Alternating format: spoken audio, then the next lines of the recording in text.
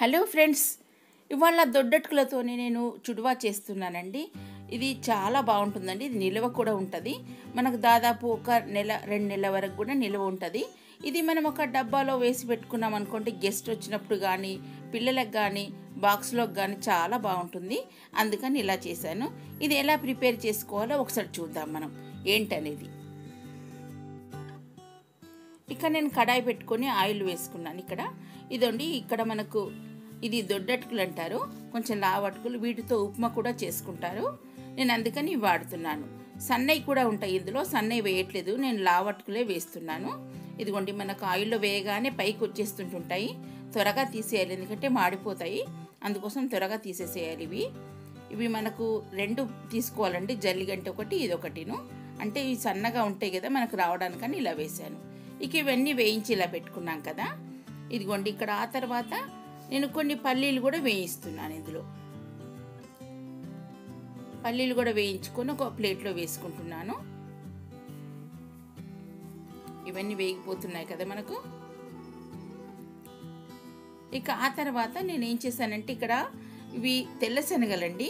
ఒక 4-5 గంటల ముందు నానబెట్టి పెట్టుకున్నాను. ఇవి బాగా నానిపోయాయి. నానిన తర్వాత మనం నూనెలో వేయించుకొని ఇందులో వేసుకోవాలి. ఇది నూనెలో వేసేటప్పుడు చాలా జాగ్రత్తగా వేసుకోవాలండి. ఒక్కొక్కసారి పేలుతాయి, అందుకోసం అని చెప్పేసి నేను మూత పెట్టేస్తున్నాను.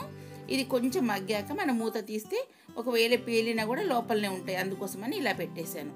ఇది మనం చాలా జాగ్రత్త చేయాలండి. ఆ తర్వాత ఇవన్నీ వేయించి పెట్టుకున్నాం కదా, ఇవన్నీ వేయించుకునేవన్నీ కూడా మనం ఈ బౌల్లో వేసుకుందాం.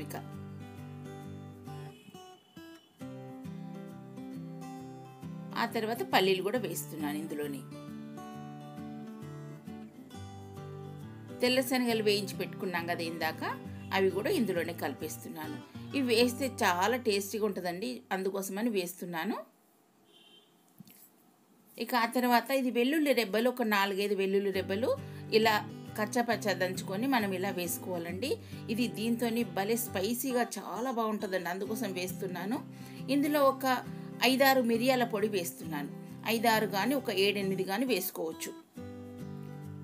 ఆ తర్వాత ఒక 1/2 టీ స్పూన్ కారం వేస్తున్నాను. ఎందుకంటే ఇవన్నీ మనకు మిరియాల పొడి, అల్లం, ఇప్పుడు వెల్లుల్లి ఇవన్నీ కూడా ఘాటుగా ఉంటాయి కదా, అందుకోసమని కొంచెం తక్కువ వేసాను. 1 స్పూన్ సాల్ట్ వేసుకుంటే సరిపోతుంది. ఇవన్నీ కూడా బాగా కలిసేటట్టుగా కలుపుకోవాలి.